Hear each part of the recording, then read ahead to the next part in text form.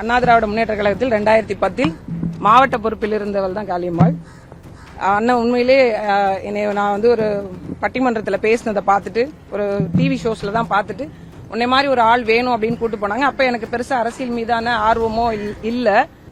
இன்னைக்கு இருக்கக்கூடிய அரசியல் சூழல்ல மக்கள் வந்து நிறைய பாதிப்புகளுக்கு உள்ளாயிட்டு இருக்காங்க. தொடர்ந்து ஒவ்வொரு நாளும் பிரச்சனைகளை சந்தித்து கொண்டே இருக்கிறாங்க. விலைவாசி ஏற்றத்திலிருந்து தொடங்கி சட்டம் ஒழுங்கா இருக்கட்டும், பெண்களுக்கான பாதுகாப்பா இருக்கட்டும், நிறைய விஷயங்கள் இன்னைக்கு பிரச்சனைகள் இருந்து கொண்டே இருக்கு. அந்த விடயங்கள்ல இருந்து மக்கள் ஒரு பெரிய ஏமாற்று நிலைக்கு தள்ளப்பட்டிருந்தாங்க. ஒரு மாற்றம் வராதான் விரும்புறாங்க. இந்த வரக்கூடிய தேர்தல் அதுக்கான பரிசு தரும். கிட்டத்தட்ட ஒரு வருஷம் வந்து கட்சி விலகி ஒரு வருஷம் ஆச்சு. இந்த ஒரு மாத காலதாமதம் ஏன் முடிவெடுக்க இந்த காலதாமதம் ஆச்சு? முடிவெடுக்கிறதுல ஒன்றும் காலதாமதம் இல்லை. நான் ஏற்கனவே இருந்த மாதிரி நான் களத்துல இருந்தேன், மக்கள் களத்துல இருந்தேன்.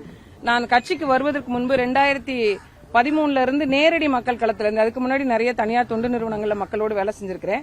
அப்ப நான் கடலோர மக்களோட வேலை செய்யல. 2013க்கு பிறகுதான் நான் கடலோர மக்களோட பணி செய்ய தொடங்கினேன்.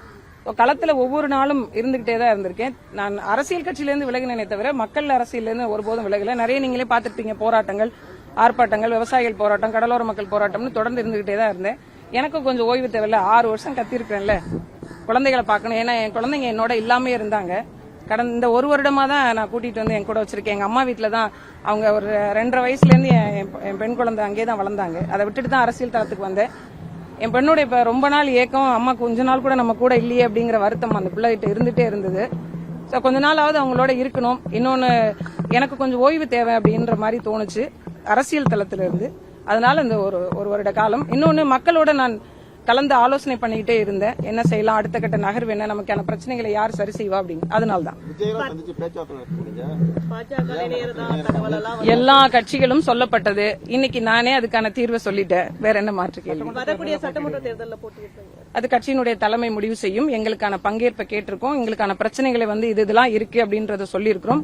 ஐயா அவர்கள் சரி செய்யறேன்னு சொல்லிட்டு சொல்லியிருக்காங்க. அதுக்கான எல்லா வேலைகளும் நடந்து கொண்டிருக்கு. விரைவில் அறிவிப்பு வரும். கட்சியில இணைஞ்சிருக்கீங்க, ஏதாவது பொறுப்பு வழங்குறதா சொல்லியிருக்காங்களா? கட்சியில இணைஞ்சா பொறுப்பு வழங்குவாங்க. அது அவங்க முடிவெடுத்து சொல்லுவாங்க. எங்க அண்ணன்லாம் இருக்காங்க, அவங்க வந்து அதுக்கான சிரத்தை எடுப்பாங்க. நான் இன்னைக்கு நேற்று இல்ல, அண்ணன் அவர்கள் கூட 2010 இருந்து நான் அண்ணன் அவர்களை தெரியும், நாகை மாவட்ட செயலாளர், முன்னாள் அமைச்சர் அவர்கள்.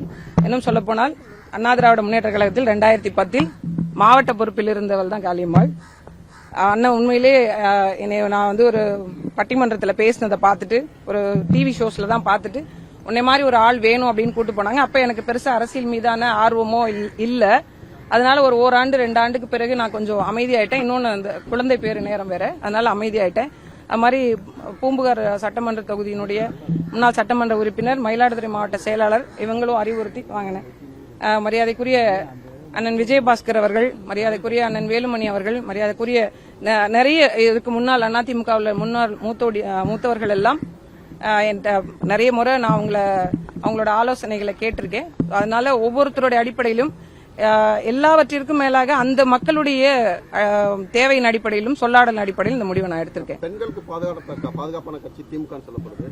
தொடர்ந்து பாலியல் குற்றம் நடந்துட்டு இருக்கு. சமீபத்தில் கூட சம்பவம் நடந்துட்டு இருக்கு. இந்த ஆட்சியில் சட்டம் எப்படி இருக்கு? பெண்களுக்கு எதிரான குற்றங்களுக்கு தண்டனைகள் கடுமையாக்கப்படாத வரைக்கும் இது ஒரு சாபக்கேடுதான். ஒவ்வொரு முறையும் இதை அழுத்தி சொல்லிக்கிட்டே தான் இருக்கிறோம். ஒரு வழக்கு, ஒரு குற்றம் சம்பவம் நடக்குது அப்படின்னா அதை தீர விசாரிச்சு உடனடியாக சில எண்ணெய் நாடுகள்ல நீங்க பார்க்கும்போது பார்த்திருப்பீங்க, அந்த இடத்துலயே நாங்க மரண தண்டனை கூட நாங்க சொல்லல. ஆனா தண்டனைகள் கடுமையாக்கப்படணும். மீண்டும் அந்த தவறை செய்வதற்கு அவங்களுக்கு ஒரு பயம் வரணும். ஏற்கனவே இருக்கக்கூடிய சட்டங்களை நிகழ்த்தி கொண்டே இருக்கும்போது ஏன் இந்த மறுபடியும் இந்த துணிச்சல் வருது அப்படிங்கிற கேள்வி இருக்கு இல்லையா? தண்டனைகள் கடுமையாக்கப்படணும். விசாரணை உடனே துரிதப்படுத்தப்பட்டு அவங்களுடைய உண்மையிலேயே அவங்க குற்றம் பண்ணிருக்காங்க அப்படின்னு உறுதி ஆயிடுச்சுன்னா எந்த தயவுதாட்சணையும் பார்க்காம அவங்களுக்கான ஒரு மிக கடுமையா, நான் மரண தண்டனைக்கு எதிரான ஆள் தான். ஆனா இந்த மாதிரி ஒரு 14 வயசு பிள்ளை, ஒரு 10 வயசு பிள்ளை, இது என்ன நடக்குதுன்னே தெரியாம இருக்கக்கூடிய பிள்ளைகளை இந்த மாதிரி சீரழிக்கிறதுக்கு என்னை பொறுத்த வரைக்கும் மரண தண்டனை தப்பே இல்லை நான் சொல்லுவேன். அந்த மாதிரி தண்டனைகள் கடுமையாக்கப்பட்டா பெண்களுக்கு எதிரான குற்றங்கள் குறையும் அப்படின்னு நினைக்கிறேன். நிச்சயமா கடுமையாக்கப்படணும். இன்னும் கடுமையாக்கப்படணும். பட்டா மட்டும்தான் வரக்கூடிய காலகட்டத்தில் நீங்க பாருங்க.